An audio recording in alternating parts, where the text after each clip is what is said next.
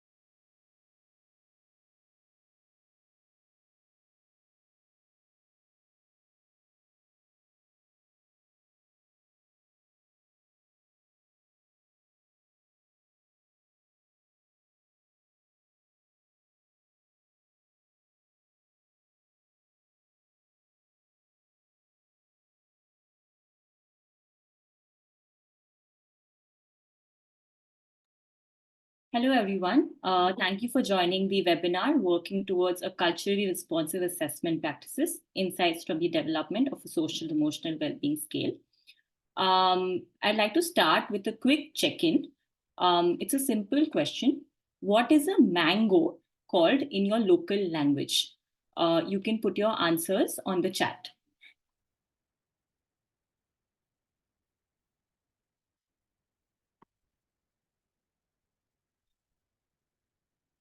Okay.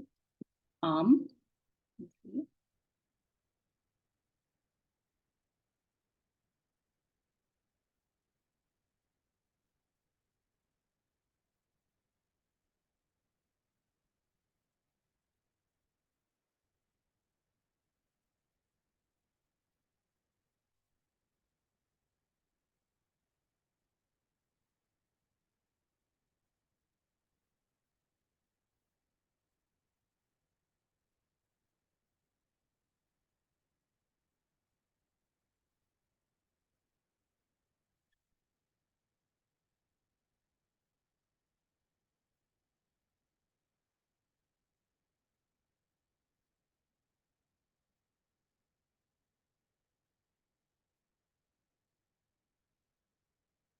Okay. I can see that most of the responses are similar, but there is one response which is also different. So different cultures, different states might have different ways of referring to the same object, different ways of eating a mango, different ways of expressing. So this diversity is simply why we need a culturally responsive evaluation. So, starting with some context about social and emotional well being. Social and emotional well being has been understood as a multifaceted, multidimensional, and dynamic concept. It is a combination of various positive emotions, optimal social functioning, and having a great sense of the purpose of life. When we evaluate social and emotional well being, we gain insights into the individual's needs, and we also establish a baseline for planning interventions or programs. These evaluations then allow us to track the progress of each participant, or an adolescent in our case, who benefits from these various interventions. However, there's a significant gap in these evaluations, which is the omission of culture. Why is culture important? Culture shape our perceptions and behavior, which influences the way a child communicates and connects both in and outside school. So, this crucial difference between a standard and culturally responsive evaluation lies in contextualization. It's essential to adapt assessments to the cultural backgrounds of participants to make the evaluation align with their context. This approach enhances the accuracy and relevance of assessments, ensuring that all participants feel included in the evaluation and hence thrive in the process, regardless of their cultural backgrounds. This not only makes the findings more pertinent, but also increases its credibility and practical impact. This panel discussion shares insights on the process, the metrics, and the principles followed for developing a social and emotional well-being tool of Indian adolescents. This tool has been developed in collaboration with the Life Skills Collaborative. It is designed to assess the levels of students' social and emotional well-being, personal well-being, which have been standardized in the Indian population. The tool measures intrapersonal characteristics, interpersonal characteristics, and environmental context related to social and emotional well-being. The main aim of this panel discussion is to highlight the importance of a culturally responsive assessment, its usefulness, and the perspectives of research, funding, and implementation. This panel will also discuss the design principles for co-creating social emotional well-being assessment and the challenges in developing it. At the end, we'll also share some resources for the tool and for conducting a culturally responsive evaluation. Please feel free to post your questions throughout, and we'll have an audience Q&A. Please join me in extending a warm welcome to our esteemed panelists. Starting with an introduction, Dr. Joseph Thomas is a senior research consultant at Dream. He is a strong advocate of evidence-based curriculum, instruction, intervention, and assessment practices. He has over 13 plus years experience of working with diverse mix of professionals and youth in the areas of skill development, livelihood, social and emotional learning, and coaching. He's a big data researcher, well versed in measuring impacts, monitoring and evaluation, creating evidence-based practices using robust research methodologies. My questions to Joseph will be from a research perspective to understand the ground realities of developing a culturally contextual assessment. Mr. Sharique Mashhadi is the Associate Director of Strategic Partnerships at Dream. He has an extensive experience in the development sector, and currently he's working with Dream, which is the partner of the Project Sampurna Consortium in Jharkhand. He represents the organization in the East Hub and supports the development of SEL-based curriculum, capacity building, and the creation of strategic partnerships. My questions to Sharique will be from the government perspective on negotiation, implementation, and expectations. Ms. Nita Agarwal is the program manager at Porticus Asia. She is an experienced development sector professional and has been in this space for close to 2 decades with a wide range of experience in education. In her current role at Porticus, Nita explores active citizenship and youth engagement in Asia, leading the development of a global education strategy with a focus on gender, equity, and social inclusion. My questions to Nita will be from the donor perspective and assess expectations in assessment with regards to system transformation and funding. Please give them a warm round of applause and let's dive into our discussion. Welcome, panelists, and thank you so much for your time. My first question is to Joseph. Joseph, since you're one of the co-creators of the social and emotional well-being tool, can you explain the tool and some of the insights gained during the development of the tool? For example, what are some of the cultural, social, and linguistic aspects that influence the design aspect? Sure.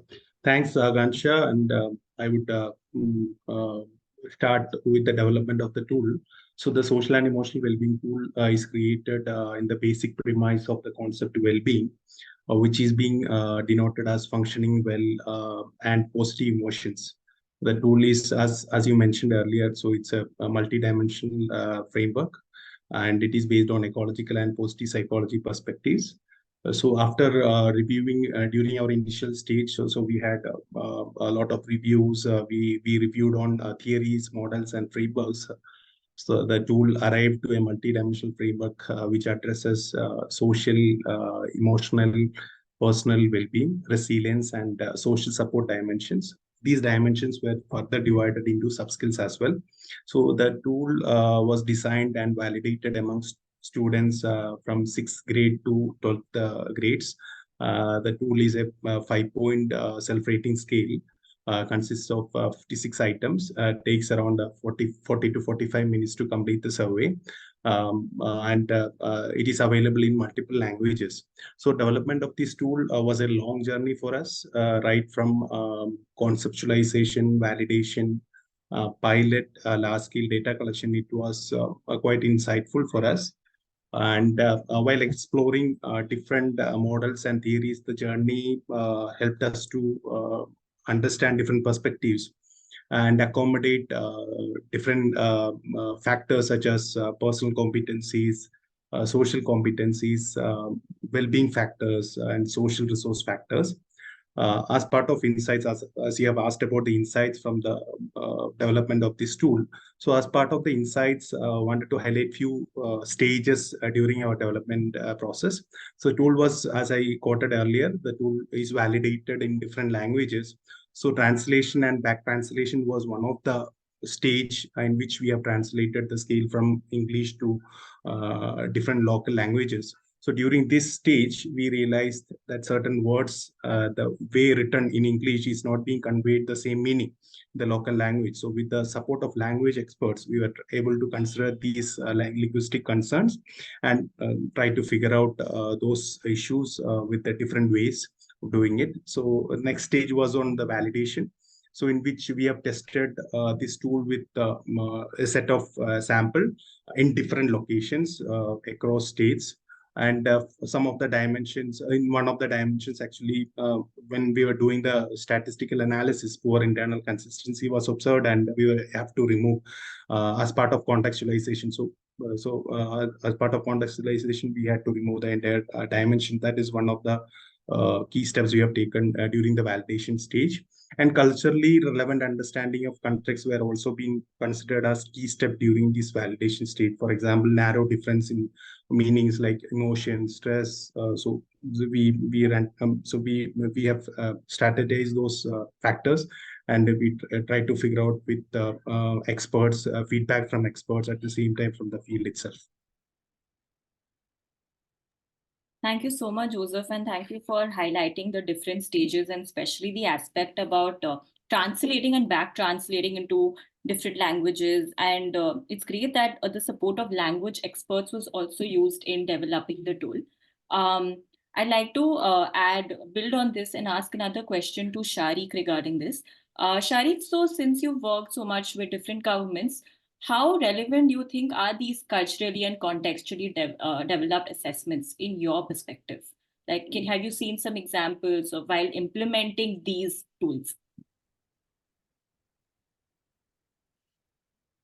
Government, like basically the assessment process in the government is very much coming from, it's a kind of a top-down thing, and they have been doing the assessment where the cultural aspect is not so much integrated.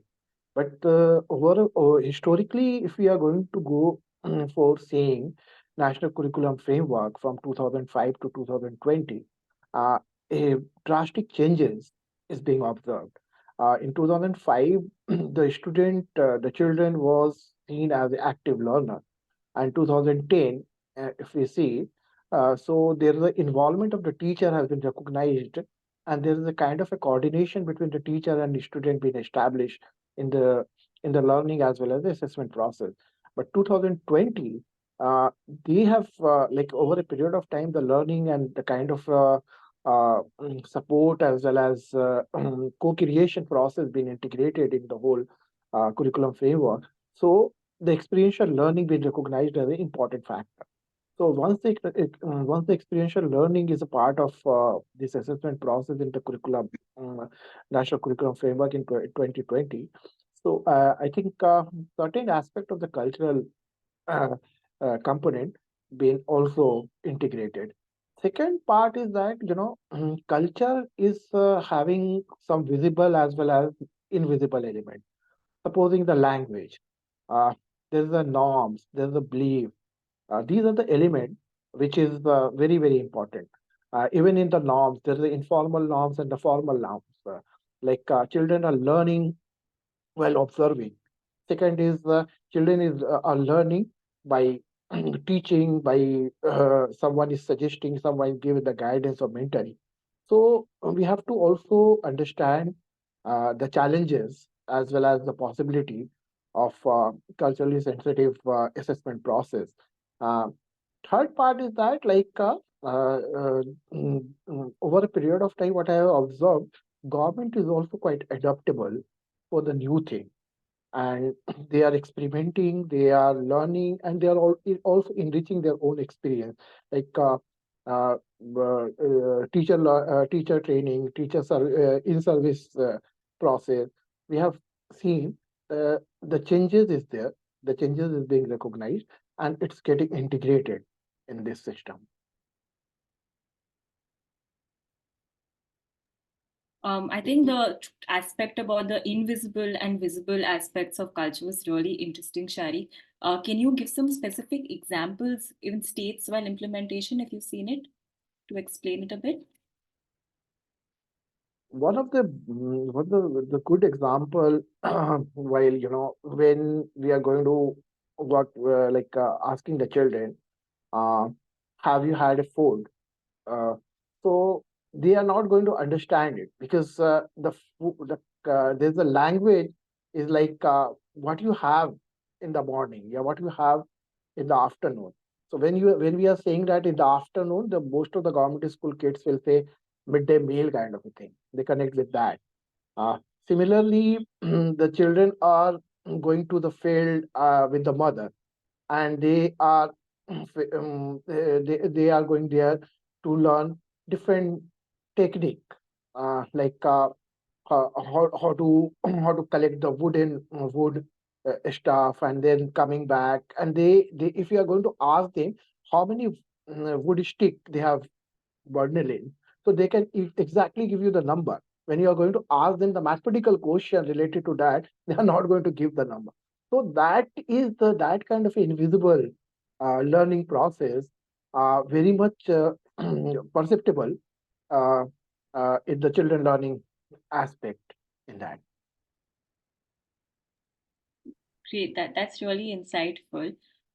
So we've understood the implementation aspect and the design aspect.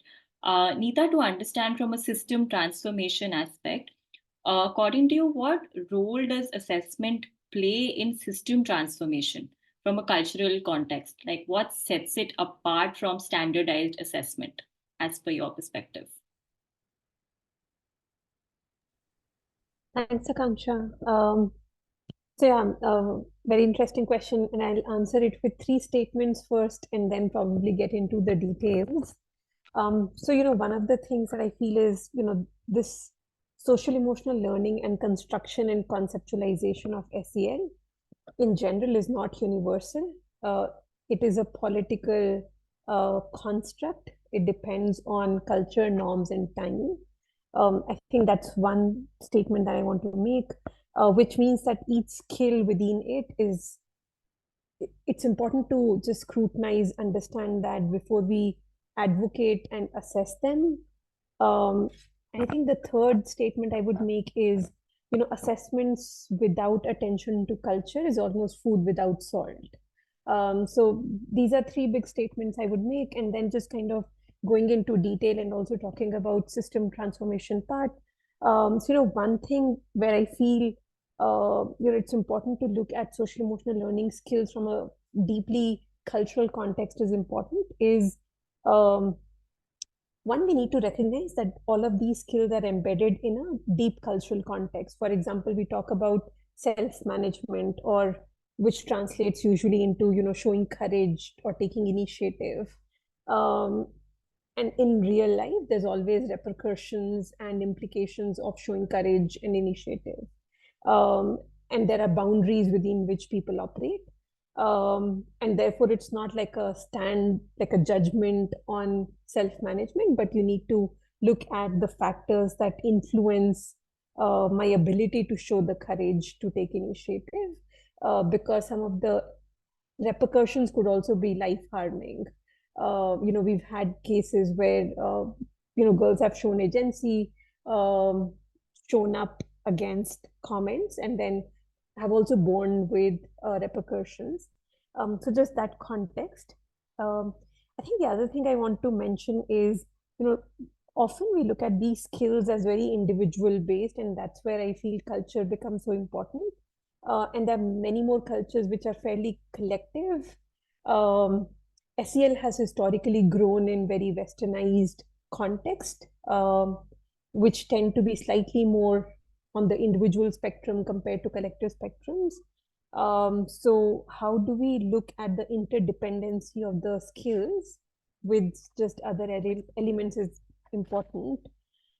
I think from the systems transformation lens, I would say system transformation happens when we bring ethnic and cultural diversity from margins to the center, and not just in assessment. It spans across curriculum, it spans across pedagogy.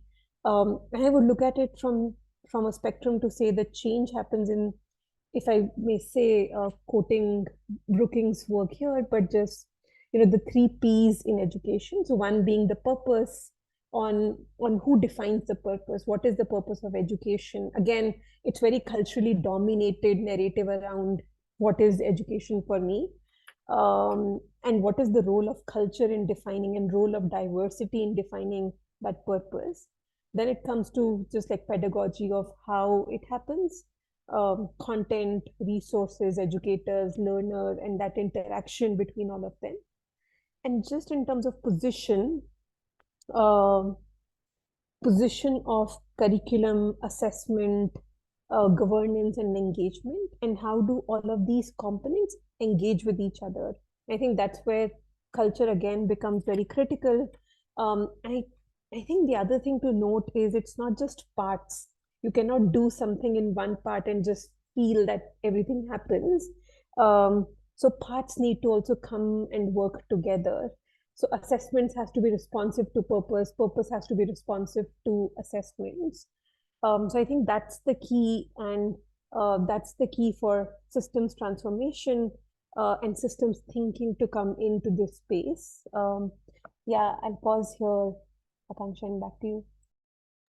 Wow, Nita, thank you so much. I think it was great to see how, I think the statements that you made, that first number of SEL is not universal, it is a political construct, and it's just assessment without culture, it's food without salt. I think I could really see how the interdependence of research, of implementation, of funding, of government, all of it needs to come together, and that can bring up a lot of challenges as well. Which brings me to my next question to Joseph. That Joseph, as the designer, and since you've conducted large-scale assessment and this tool in different states, what are some of the challenges that you faced during this process? Joseph, you're on mute.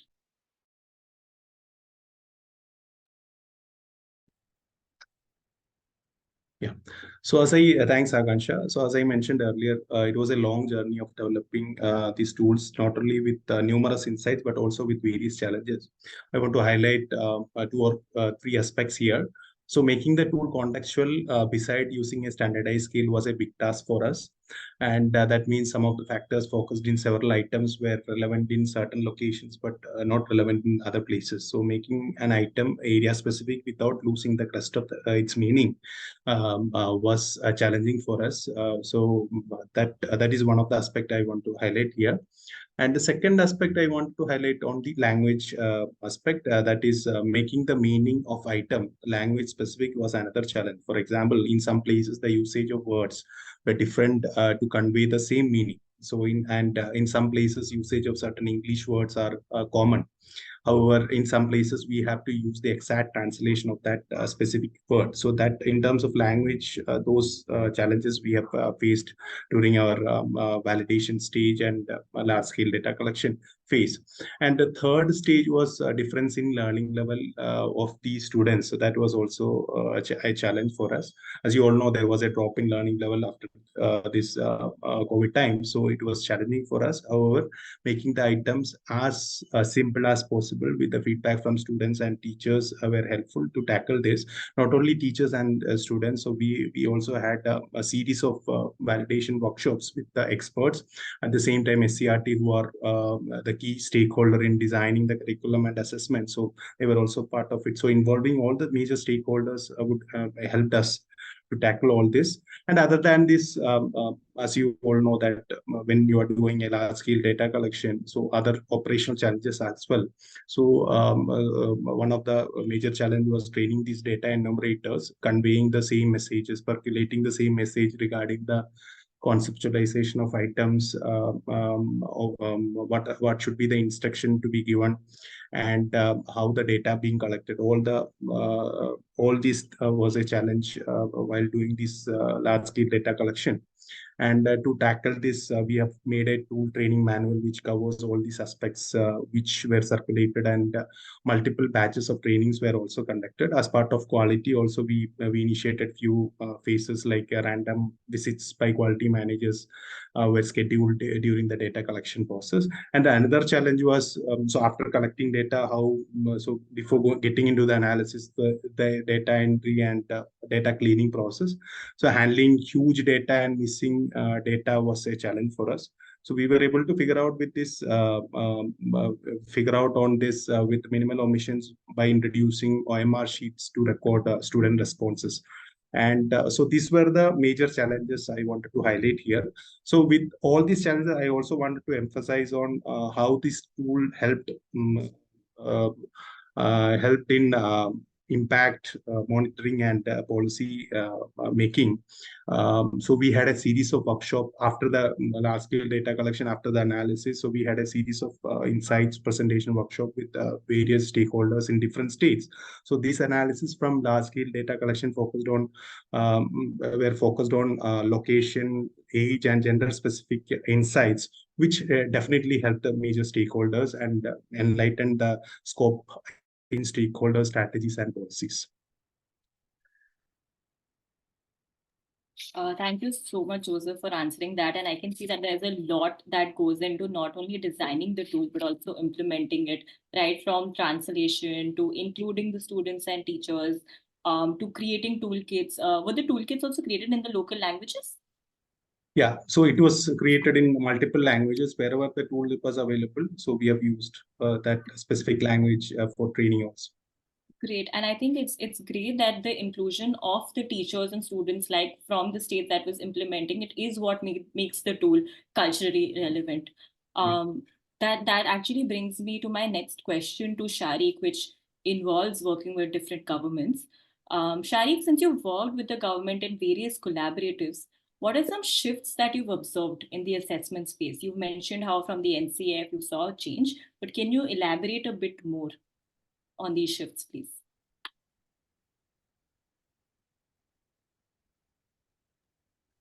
One of the major shift which I have mentioned about, like,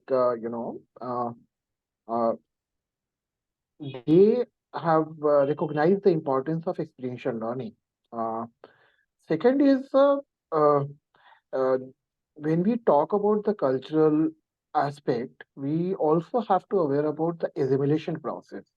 Culture is not like a civilization; it's not static; it's very dynamic in process. So if we go to the classroom and we can if the teacher is uh, working with the kids, you will find there is a certain kind of a culture norms which is being practiced is not connecting with the student, and therefore the students are not very concentrated or very much giving attention what they have to learn in the classroom. So that is one of the gap this has been observed. Recently, we have started working with the Jharkhand government and Sampurna Consortium, which has been supporting the government for implementing this social emotional learning based curriculum, Harsh Johar. So our observation while working with the teachers training and also with the government and all, and we are finding a lot of good kind of a very positive result when we are talking to the children what they like the most. They like the most the dance, they like the most the art and culture, art and craft aspect. Uh, so why they are liking the most dance and art and craft? Because it's related to the culture of Jharkhand. Chicken dance is one of the popular activities almost all the schools in Jharkhand. But like when we are going for the assessment and we have to decode this cultural aspect in the assessment thing. Why children are more motivated towards dance? Because they are learning it from their own culture. It's a tribal culture where the dance is one of the important way of expression, emotion, as well as social cultural, as and also the psychological uh, aspect. So similarly, we also having the same kind of experience in uh, Nagaland when we were developing some assessment tool, and while talking to the children and all, so they were like they are giving a different perspective altogether how they are learning. But those are the things have to be get recognized. Those are the things have to be get assimilated in the in the assessment process. So the recently NCRT has introduced holistic progress card, where other aspect has been introduced. But this is the context how that holistic progress card has going to be get contextualized as per the cultural norms, as per the culture practice, and how the assimilation process is going to be get integrated. Those are the area where the government has to think about that, and then this whole process will be more inclusive in nature. Thank you so much, Sharique. And it's really interesting how you've observed that in classrooms also the culture aspect is missing. So a teacher could be setting cultural norms, but the students might not understand it. Versus when we do an activity such as dance with children, because it's innate to them, especially children who come from Jharkhand, it's innate to them. That's why they find it relatable. So maybe observing what children relate to and then implementing it, whether it's at a classroom level or assessment level, may help. So it seems like there are a lot of expectations from the way something needs to be implemented, something needs to be evaluated, which sort of segues into my next question to Nita. That Nita, since you've worked with so many donors in collaboration and independently, what's an evolving expectation or criteria that donors have while funding assessment, which you've observed? Yeah, Kanksha. Here, I would like to quote work from OECD. Recently did some work around philanthropy for social emotional learning, in which they consulted just the ecosystem players, did some kind of mapping, and some of the insights which I feel are very relevant to the discussion that we are having today are two, three things. One is just in general expanding the cultural scope of SEL programs. What I said earlier is, again, social emotional learning has arisen in the current context. Of course, it's in the current context predominantly in very Western industrialized rich countries. Of course, you can argue on There were indigenous practices that were always there, but again, it's been overshadowed through this very Western construct. So, just how do we make it more contextual, rooted, and culturally oriented? And again, assessments is a part of a larger program.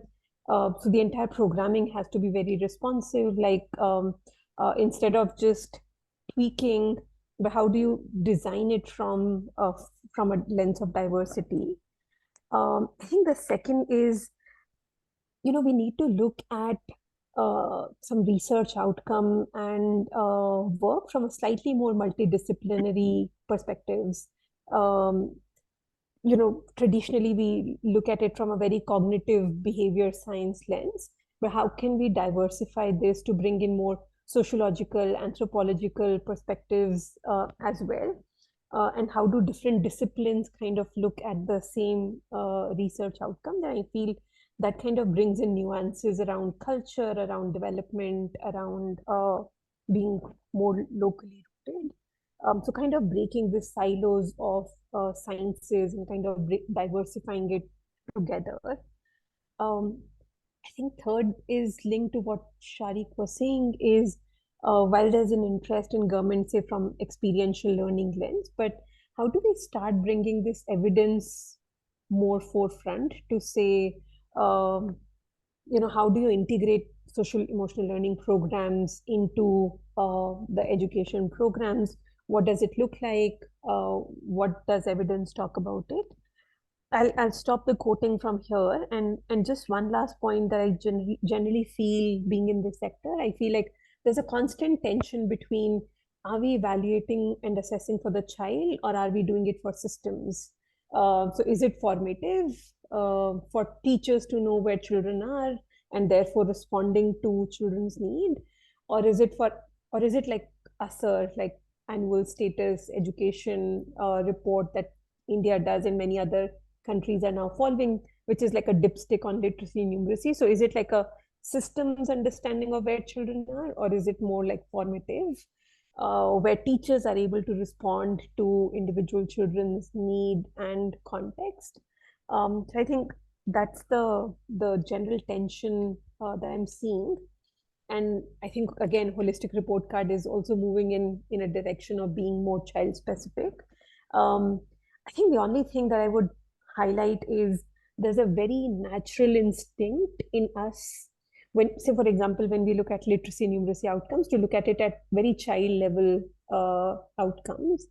But I think something like social emotional learning cannot be without the context of the child. So looking at identities, looking at background and experience, and looking at the adult support infrastructure also. I feel like these are emerging conversations, but again, let's see where and what picks more gravity over time. Thank you.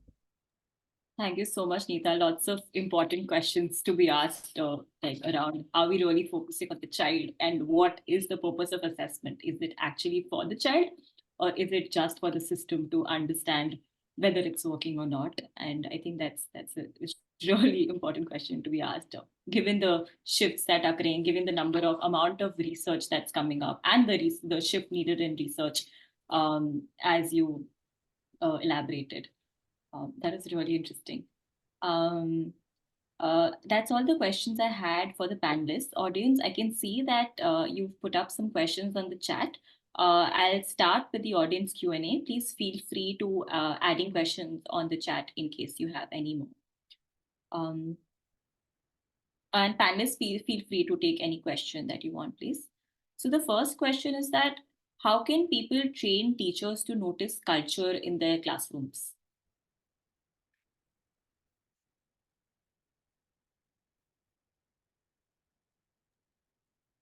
Could I come? Yes, sure. There is the two things which we have to understand. One is how the teacher is being made.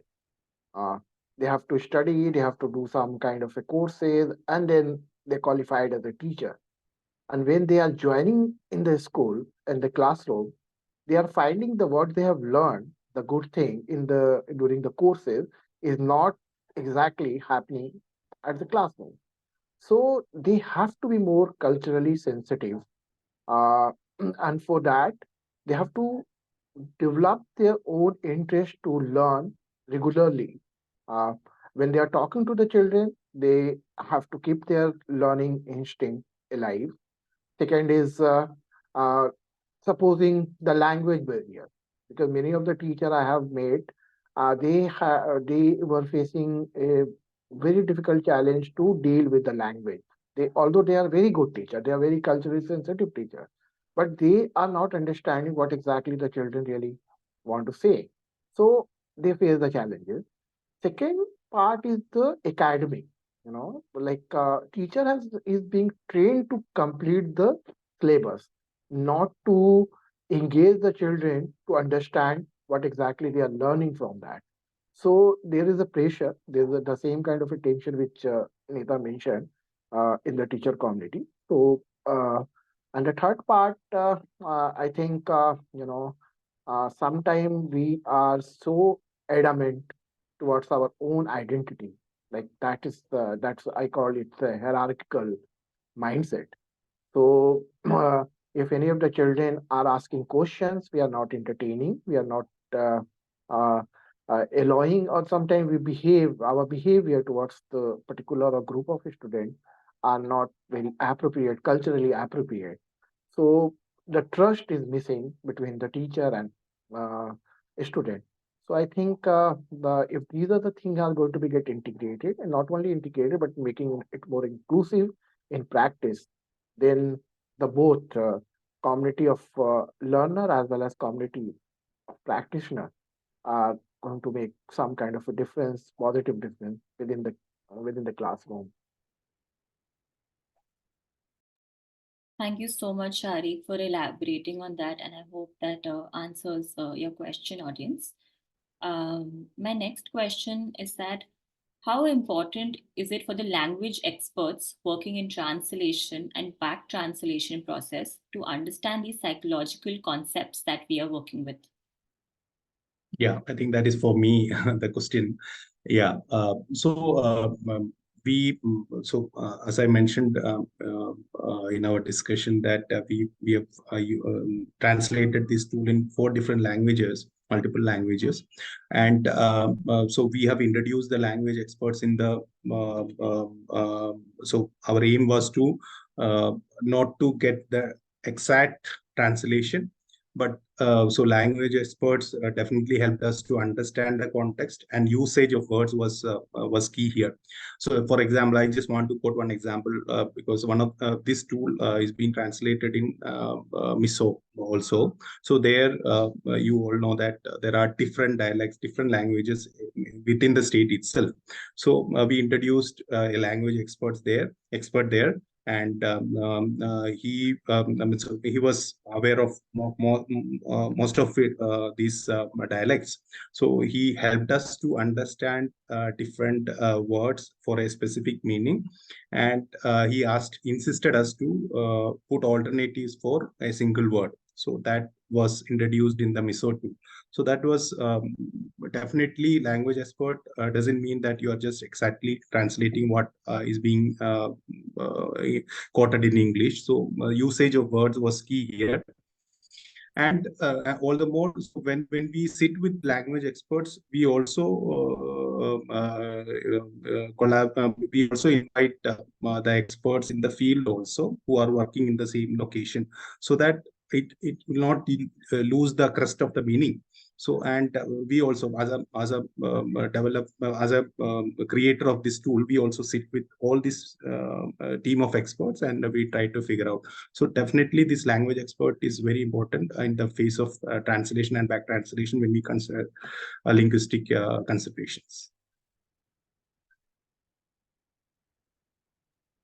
Thank you so much, Joseph, for walking us through the process of translation and back translation and how we can include people from the context as well. I hope that answers your question, audience. My next question is, oh, wow, that's a great one. Why is there a lack of culturally responsive assessment? Yeah, so I think anyone can take it, but I just want to point, give a point here. So there was a tendency like just to adopt one tool from Western and translate it here, and was a tendency. But I think now the trend is changing. People have accepted it and started creating tool assessment scales here itself. So that is trend is changing. That's what I have observed as a researcher. Yeah.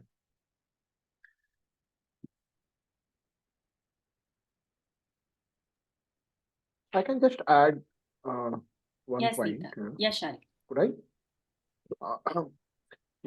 That is also a politics, when politics of knowledge.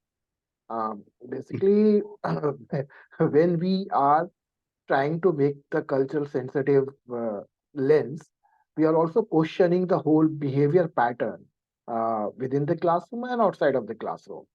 So, like a hierarchy, the inequity, and also kind of a thing.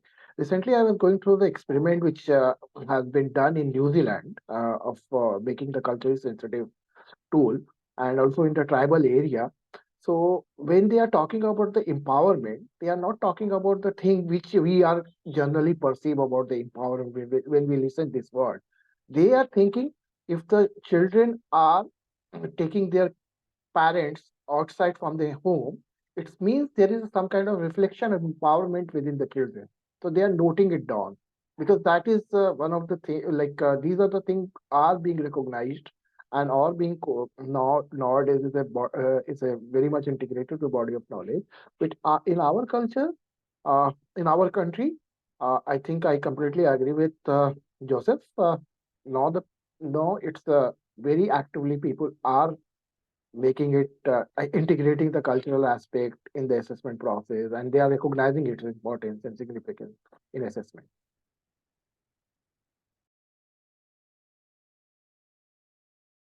Thank you so much, Sharique. Nita, I think did you want to add something?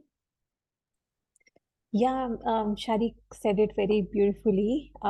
Just wanted to add, I feel like there's also, as soon as you get into the responsiveness, you have to look at nuances, you have to look at specificities, and probably ties to the next question on it does not give you like generalizable, it does not give you like a silver bullet with which I can answer everything. And I think system in general kind of repels complexity. It embraces simplicity. It embraces that silver bullet. Tell me like one thing that I can do to crack the system quickly, efficiently. I think there's that mindset of it has to solve immediately. The efficiency has to be higher. So what Sharique was saying, there's politics of knowledge. I think it all kind of ties together to deeply rooted structures that limit the complexity. But I'll pause there. I can go on for it. Thank you so much, Nita and Sharique. And I think it's really great how you mentioned that it's because it questions hierarchies. We are essentially trying to change a very deep-rooted system, which is based on simplification and standardization, and asking them to take each person's context and then begin from there. There's another question. I think that's we have time for one more question, which is that how would conducting a large-scale assessment, for example, like ASER for SEL, take this into consideration? Would there be some parts apart from the linguistic aspects which would also have to be focused upon? So this is an extension to what Nita mentioned about making SEL assessments take more cognizance of the context and identity of the child. I can probably just clarify and then I'll let Sharique and Joseph come in here. I think the clarification I would say is I'm not suggesting that we should have like a ASER for SEL. I was just giving an example as a reference to say it looks very catchy to have like a dipstick of where our country is with respect to say social emotional learning. So there is that natural inclination to generalization. And I think we should question that natural default inclination. I'm not suggesting we should have like a ASER for SEL, but I'll let others come in too.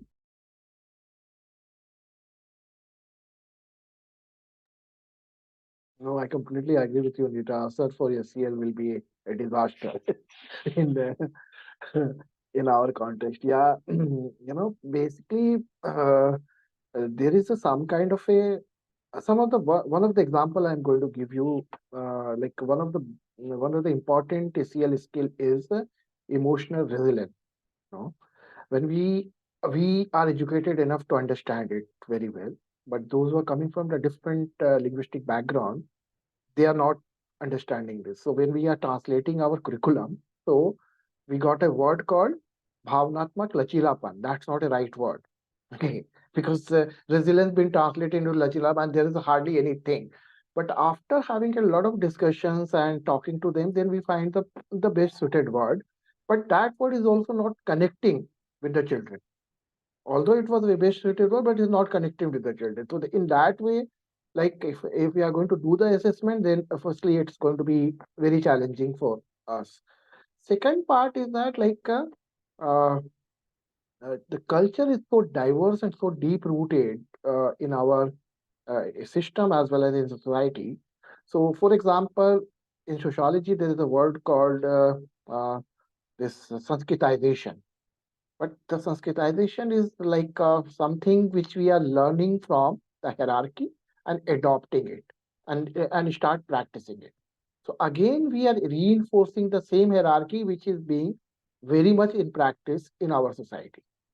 So, but it has been seen as a uh, something very pure or something like that, culturally very pure. So people are taking it forward and adopting it and assimilating the whole thing.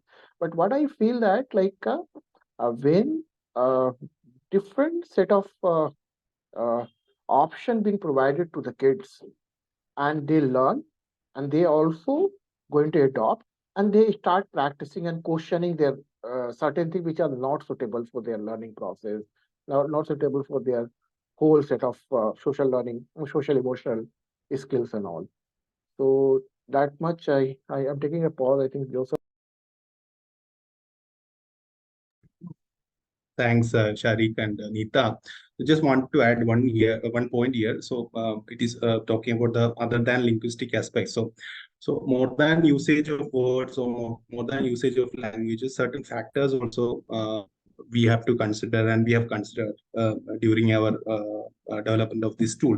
For example, so there was a item question around social support. So generally we asked in terms of like whether you are having enough support from parent or your siblings or your friend, your teachers. But when we have when the same tool was validated in Mizoram, so where actually the most of the students are in their some of the relatives' house to support them at the same time, because in their village there are no schools or some no facilities infrastructure, so they have to come to the city and go to the school. So this has been observed in Nagaland also. So we had to add one alternative there, like any close relatives, whether you are getting enough support or not. So this is one of the example I want to highlight. So more than the usage of language, I think the factors which is relevant and contextual to that specific location that need to be incorporated.